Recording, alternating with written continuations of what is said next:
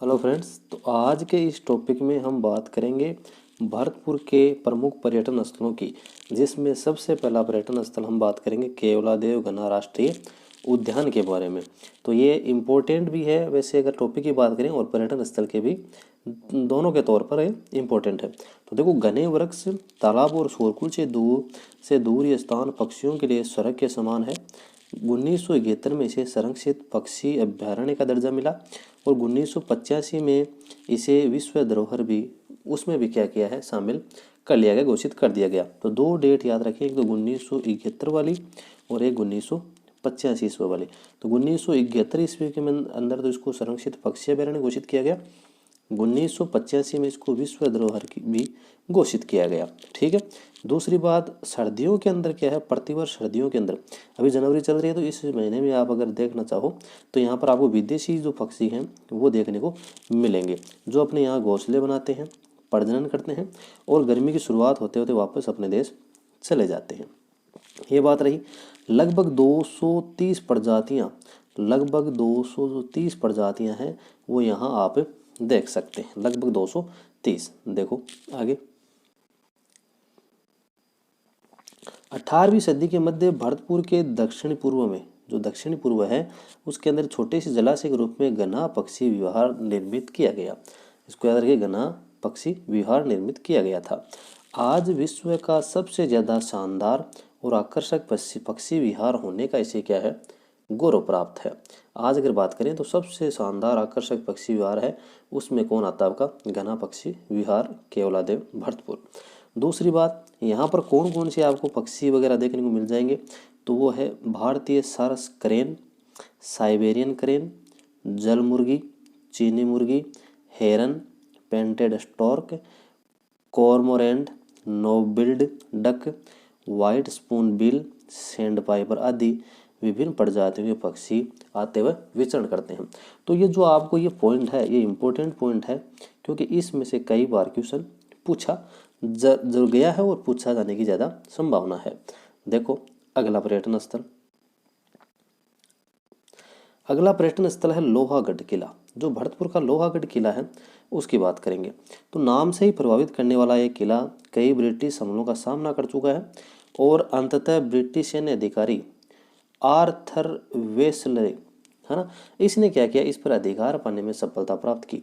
तो अगर पूछा जाए कि लोहागढ़ किला है उस पर ब्रिटिश सैन्य अधिकारी किसने सफलता हासिल की, तो वो है वो आर्थर वेल्सले।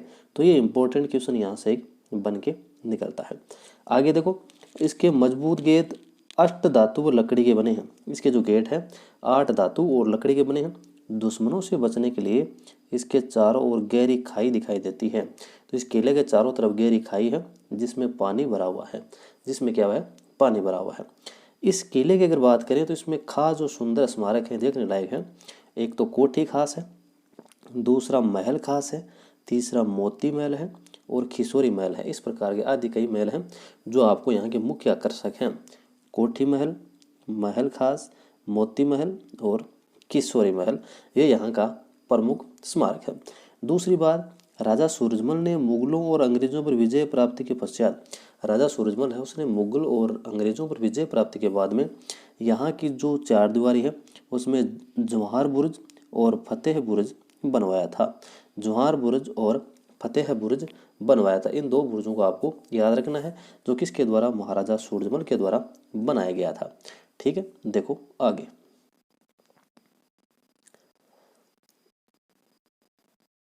बात करेंगे बंद बारेठा। बंद बारेठा जो भरतपुर का एक आपका बांध के बारे में है, तो वो देखो, यह भरतपुर के शासकों का पुराना वन्य जीव अभ्यारण्य है। ये जो बंद बारेठा है भरतपुर के जो शासक है उनका पुराना वन्य जीव अभ्यारण्य है, जहाँ शिकार खेलने के लिए केवल शाही परिवार आते थे। यह शासकों का पुराना वन्य जीव अभ्यारण्य है, जो क्या है, शिकार खेलने के लिए केवल शाही परिवार यहाँ पर आया करते थे।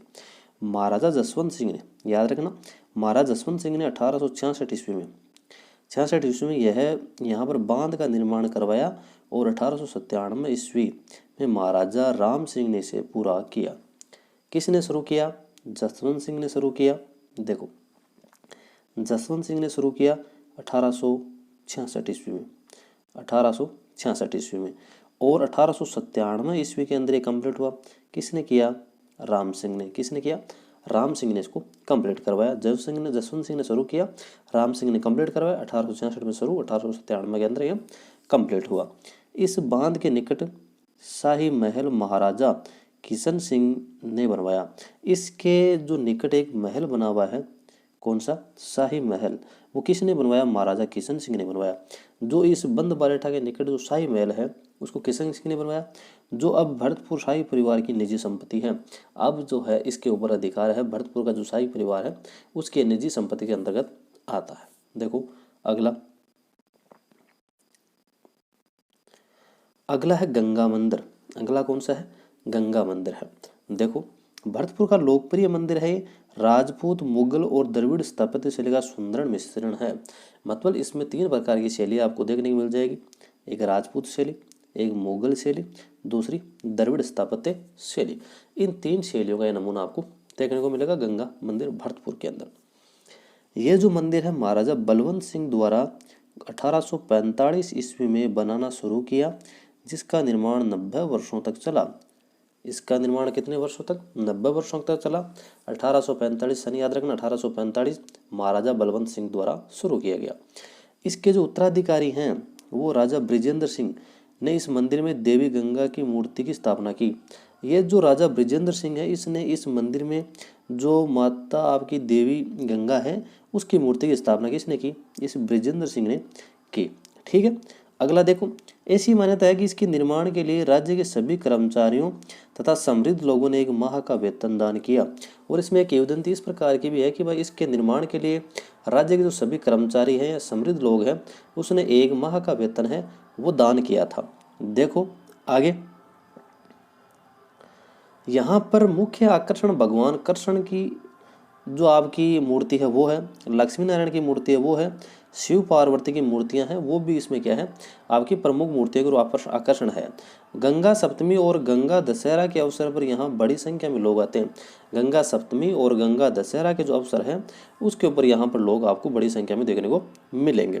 देखो अगला है DK जल महल। अब बात करेंगे DK जल महलों की, तो भरतपुर जिला मुख्यालय से 32 किलोमीटर दूर स्थित DK जल महलों का निर्माण राजा बदन सिंह ने करवाया था।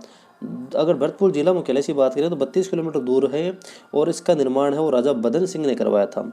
यहाँ के महल अपनी विशालता, शिल्प सौंदर्य और मुगल शैली के सुंदर उद्यान के लिए प्रसिद्ध हैं।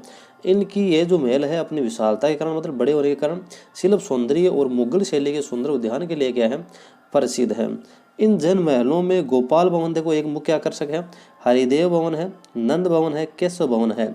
एक तो गोपाल भवन है, देखो गोपाल भवन, हरिदेव भवन, नंद भवन और केशव भवन आदि इसमें क्या है प्रमुख है। भरतपुर राज्य की राजधानी के रूप में प्रतिष्ठित बसी पहाड़पुर के जो बादामी रंग के जो बलुई पत्थर है उससे ये क्या है निर्मित आपका DK जल महल है। तो हमने आज भरतपुर के जो पर्यटन स्थल हैं उनको समझने का प्रयास किया है। तो चलो इस वीडियो में आज इतना ही, मिलेंगे हम नेक्स्ट वीडियो के अंदर किसी दूसरे जिले के पर्यटन स्थलों के साथ में। Thank you, all the best.